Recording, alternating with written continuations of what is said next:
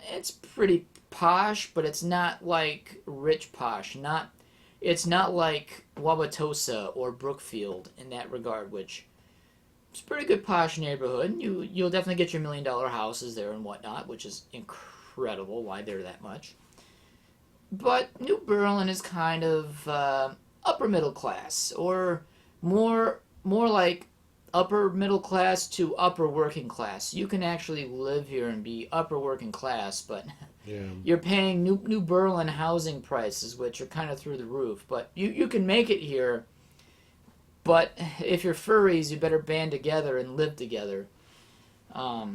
There's no easy way to afford a house here just on your own. But then again, no one can these days. Yeah. But yeah, people here are very, very opinionated, Entitled. You said? entitled. I feel like that's everywhere, though. I feel like that's. I mean, you'll a certainly very- find it everywhere. Very large percentage of America feels entitled. I mean, we're the only country that wastes so much food in 1 year. Yeah. And I feel bad wasting, like, food just because, it got bad and whatnot. But, yeah, we're pretty wasteful, and when we can complain about what's at Walmart, you really shouldn't complain because you're shopping at Walmart. Yeah, look where you're shopping, for God's sakes. If you're going to complain about an ear of corn, where it doesn't feel right, number one, you really shouldn't touch it these days because, of course, COVID. Yeah. So you're touching all the produce. I mean, I feel like it's lost, the whole effect of the pandemic that we're in. People were, for a while there, I'd say for the first month, were just happy to get anything. And now they're back to being just as picky and snobbish as they were. finicky and snobbish, turning their nose up at things because it has a little ding in it or a little scratch. Oh, I don't want to buy this. It's like, really, people, just be happy you've got food at all. Yeah. Oh, my God.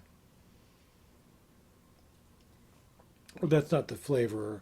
Or I usually get just the 1 pound bag of broccoli, not the 2 pound. Freeze it. Open up the bag, use what you need, put it in your freezer. It's not hard. Now, you can save yourself a trip going to Walmart, buying a 2 pound bag of broccoli Literally, when you have another. The more you buy anyway, the better more, off you are. The more money you're saving. Yeah. It's always been that case. The bigger in bulk you buy, the more you're saving, essentially. I'm going to throw an impromptu topic exactly on what we're talking about, shopping. Yes. Let's actually talk about shopping. Please do. Let's shop. Okay. So, I'm going to go quickly into my shopping habits. I'm going to go look into what I find a good value. So, you have brand A, B, and C. Yes. And what I like to do is I want to see what's on sale. Because you know what? Growing up, I thought, oh, coupons are stupid. Why are you into couponing so much? And, as a kid, money's not so much an object. You don't understand things so well. Yeah. So you find it, why do you bother? Well, once you're finally working in the working world, you realize you want to stretch your dollar as far as you can. Oh, yeah.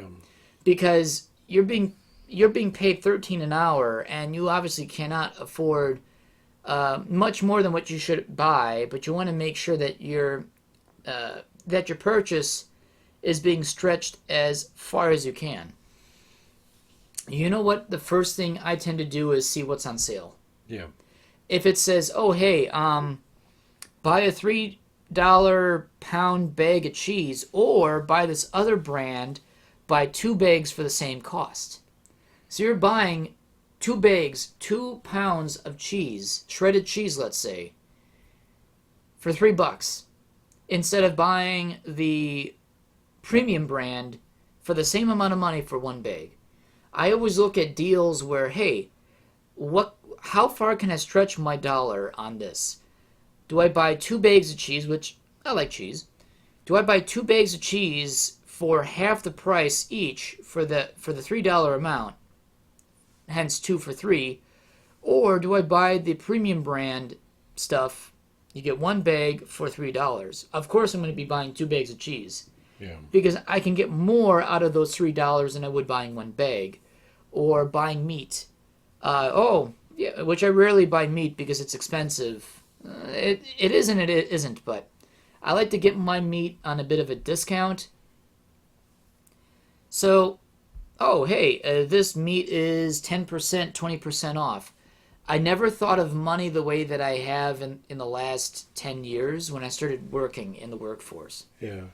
Now I see it differently where it's a necessity. It's a necessary evil. Yep. I'm looking at cents or ounce. Pretty much how many ounces per cent are you getting or something like that. Or cents per ounce. Or cents per volume per se. And, I want to buy some coffee or some... Let's say you're in the market to buy some bottled Starbucks coffee. Let's use that as a prime example because we all know how we treat Starbucks as premium filtered water, which does taste great, but you're paying out the nose for it. So let's say it's 63 cents. Yeah, it's 63 cents per ounce, let's say. Where you can buy an off-brand bottle of iced coffee for 23 cents. Yeah, doesn't have the grandeur of Starbucks on the bottle, but you know what? You're saving 40 cents per ounce. Though I do love the chilled Starbucks. I do coffee. actually like their coffee. It's expensive. It's a treat. We've bought like a generic chilled coffee Jug. carton. Yeah, and it tastes almost maybe even better than Starbucks. Yeah. You kind of have to wonder: do you really need to buy a more valuable looking brand for what you're purchasing? That you might know that, hey, the value brand is probably either just as good or even better. And it's funny you mentioned that too, because I in my experience with shopping and as well as you, some of the Aldi generics are actually better than some of the store brands, than some of the name brand. Right. What comes to mind with that? Triscuits. I believe Nabisco makes Triscuits. And Aldi's got this generic woven wheats, which sounds stupid. I mean, you're like, oh, right. what the heck's a woven wheat? But legitimately, it actually tastes better because I've noticed that the last time I bought the name brand version, the Nabisco, I believe it's Nabisco, it could be somebody else. I felt like it was overbaked, and it was dry, and it just looked almost brown. Ugh, that doesn't like sound a great. like a dark brown, like a kind of like an over toasting for Almost like it's kvass. it's almost like oxidized. Yeah, and then you go and buy the Aldi brand, and it was just perfectly baked, so good. But yeah, I mean, like... You would be pretty impressed with yourself if you went a notch below what you expect to buy in terms of a brand. Because what's really in a brand? The image. It's the image of, oh, I'm doing well, so I can buy a bottle of iced Starbucks coffee. But people might feel different if they buy an off-brand that you can get for cheaper. You're still getting the same amount of coffee. You're still getting iced coffee in a glass bottle. It's just it's packaged differently. But because the packaging is different, not being the packaging itself physically, it's the name on the bottle. You have to wonder, is it actually genuinely worth buying the very brands that you want? It's almost like an existential existential question of, yeah, you would rather want to buy a General Motors car, but you're looking at Honda and Toyota for, like, reliability. But then now you're looking at Hyundai and Kia for a great value at a lower cost. Then you wonder, am I going to look different buying such a vehicle? Because it's not something that people think is great economic or like healthy economic financial stability in your life. Me, I buy a Kia because they're great value for money. You get a cheaper car. You can get a cheaper car for your money and get more for it than you would get a Japanese car or even a American car. It's just all about brands. If you're okay with buying something that will get you exactly what you need and maybe a little bit more at a lesser cost, is it really all that bad? Is it? Exactly. Sorry, I had to look up lyrics Oh. because I've got a song stuck in my head now. Um, This is definitely Sourpuss drifting, but you brought this up, so I have to do this. so, pretty much with shopping, I don't go for premium brands. I always look for sales. I look for discounts. Even if it's like, hey, deodorant. Deodorant's a great example. I love Old Spice deodorant because you know what? It smells nice. I like it. And sometimes you can find value packs where they have two two items in a cellophane wrapping. Is even cellophane still a thing anymore? Or is it... Yes, it is. Oh, okay. So in a cellophane wrapping, where you can buy much like other products, like my cheese example, you can buy 2 sticks of deodorant from Old Spice for a reduced price because they're bundling it than you would for other combinations of scent or whatnot. Yeah, I would like to use Wolfthorn because it's a nice smelling deodorant. Yes, Wolfthorn. But I buy the original because I know I can get a better value out of it. So I'm always trying to find a way to stretch my dollar because when you and 9 other people out of 10 are making less than 15 an hour in this country, I'm just guessing. It feels like that because most people I know work in either retail or manufacturing that pays so little, which, why? But then again, companies like mine, if they pay them more, the company will go under, which is a legitimate case for my company. If they paid us more, the company won't make enough profits or some other dumb shit, which begs the question that some companies are worth dissolving because they're really not making that much money anyway to begin with. So you have to wonder that. But in this day and age, you have to shop smart, right? Yes, you do. And why pay $10 for something when you can pay $8 for something else? And if something is of high quality, works well, and you can get it for $6, no one should shame you for what you pay, so as long as it gets the job done for you at the end of the day. Oh, you're actually buying a Stanley tool set? Oh, that's some pretty cheap stuff there, bud. You should get a Craftsman. Yeah, I absolutely love Craftsman tools. My dad's got 2 sets of them. He has a 1980s Craftsman tool set and one from the 1960s. And Craftsman today isn't that good quality because, well, eventually even the best start to diminish in quality. And often enough, it's not even worth buying. Whereas something like Stanley tools, yeah, they might be seen as cheap, but honestly, I've been using Stanley tools for 5-6 years, and I've never had a single tool break on me. So, should I get shamed for buying something that a lot of people say you should buy? It's like they expect you to. It's like they expect you to pay for what you exactly would pay for, or brands that you would expect them to buy. Right. Me, yeah, I have bought a few Craftsman tools because I was forced to, because sometimes you're forced to buy something that you don't have, and a brand may only carry this set of tool. You're going to buy what's out there anyway.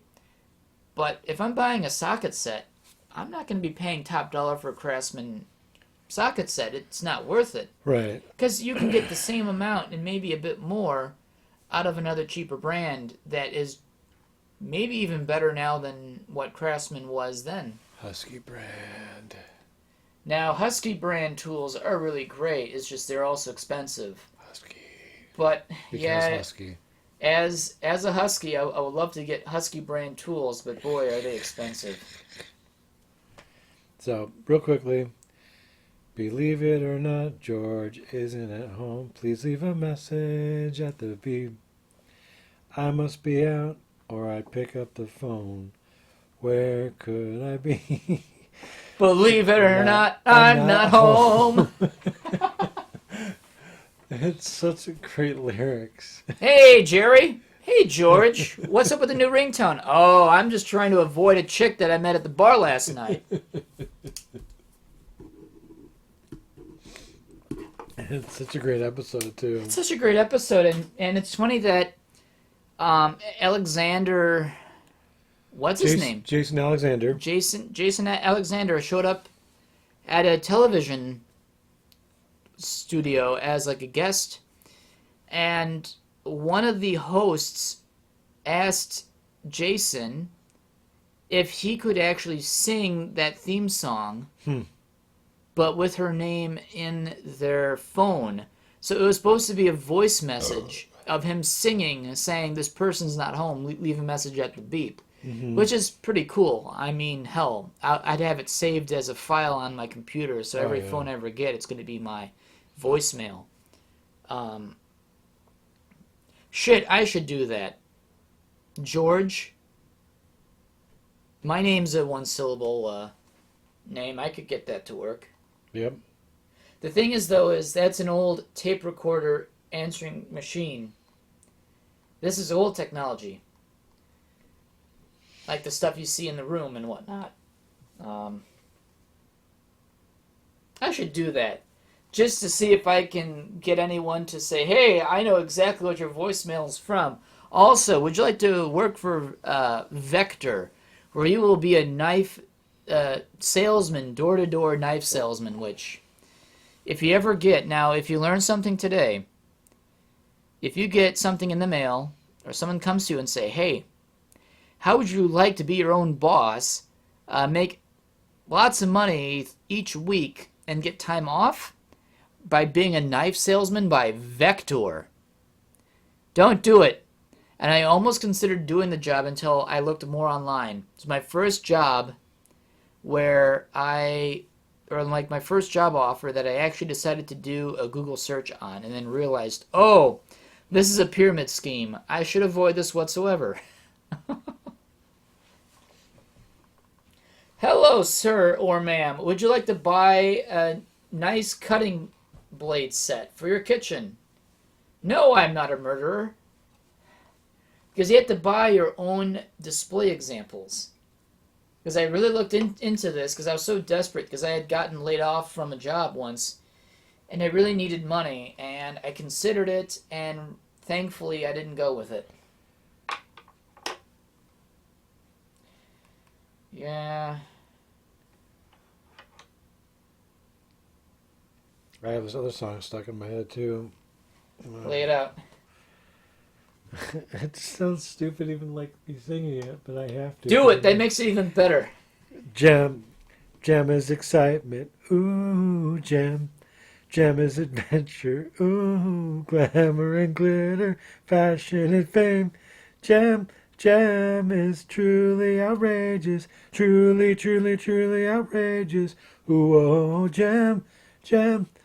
The music's contagious. Jam is my name, no one else is the same. Jam is my name. Wow, that is so narcissistic. It's so narcissistic. And then it cuts into the Misfits, the evildoers. They do their, our songs are better. We are the Misfits. And we're gonna get her. And then it just goes right back into Jam. Is that part of the song, Our Songs Are Better? Yeah. Wow, they made themselves really aware of what they're doing. They're super aware. Wow. I mean, it's just, like I told you, it's narcissistic. Wow. But the song is so good. Is this a live action show or is it's a cartoon and Really? It's exquisitely animated. Oh, okay. Especially the intro. The episodes were kind of But it looked almost anime-ish. I'll show you like a screenshot of like we should really, like, almost it's almost Don Bluth quality animation without the Gem. audio. Look at that. Yeah, her name up in lights and everything.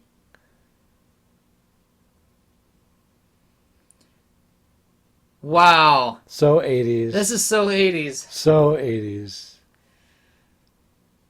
But so good. They have CDs. They have a compact disc there. Wow, I think it was more like a platinum record.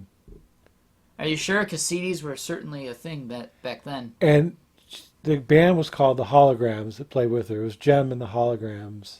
Huh. And she had this special earring that would trigger and turn her into Gem. It was almost like an Americanized version of, oh God, what's that show? I don't know what show. What's that Japanese animation where they turn into different characters? Range Rovers? No. It was all female characters. And they had I was thinking of Road Rovers, but that's no. something It was entirely all different. female characters. They had these naked, like, changing scenes where they would change from one character to the other. Naked, you say? Naked. It was Japanese animation. I wouldn't put it past them to have nakedness. The Japanese have a different Sense of humor? not even that. They treat like nakedness differently over there. Like they had Almost like it's humorous. they had like game shows where people were naked on them. Like literally, like people would just get naked and like. And God forbid in this country, you actually know what you look like naked. How many cakes can we get to like hang on this woman's boobs before they fall off, kind of stuff. Those are some mountain-sized boobs. You know, I mean, we've watched a few of those together. I've seen the one episode where a Japanese man is supposed to smell things in the dark, and he says, "This smells like ass." You're correct, and he has the most surprised, disgusted face. Like, "Oh God, was that really what that was?" This smells like ass. Correct. Ooh. Oh. Oh God, the Japanese. Bless them. Bless them for being so different, treating things differently, sexually. Their values are different. Almost better in some regards. They've been wearing masks in public for decades. I think it was around the. I totally forget what fever or what plague they had, but it was in the 20th century. Yeah. And it was around the Great Kanto earthquake of 1923 or 24. I forget which one. And that's when disease really ran rampant in the country of Japan. So they decided to make a public statement that, hey, you wear a mask over your face so that, society is better off. If you're sick, you contain your own spread within yourself. If you're not sick but don't want to be sick, you wear a mask to protect yourself. Yeah. And you know what? It's almost just a common, basic public courtesy. You know what? Back then, masks weren't even medical grade. And if masks can save people from being sick or help contain the contagion, you have to wonder like just sneezing and coughing. It's just basic things. And you just need fabric. Yeah. It's going to catch in fabric anyway. In this day and age, I would certainly not skimp on what kind of fabric you use. But back then, they were able to get by on materials that they don't even actually know if it's even good. Yeah. My supervisor actually bought me a mask. Oh, yeah? But I couldn't wear it because it's too hot. It gets me, like, I heat up so much that I just have to wear the blue ones that we get. Blue ones aren't bad. I do have a husky face one that I like wearing outside of work because I don't want to wear it at work. Fuck that. I'm not brave enough to out myself as a furry, but I'd rather do it outside of work. It's just not something I'd really want to do. Yeah. What do you think? I may as well. We could probably end it on. We can on do that. Yeah. Wear your masks. What? Cover your snoots. Yes. Yes. So, this has been an episode of Zooming Who's Podcast. I am a host, Dustin DaHusky. And I'm a drunk sourpuss. Thank you for tuning in with us today. See ya.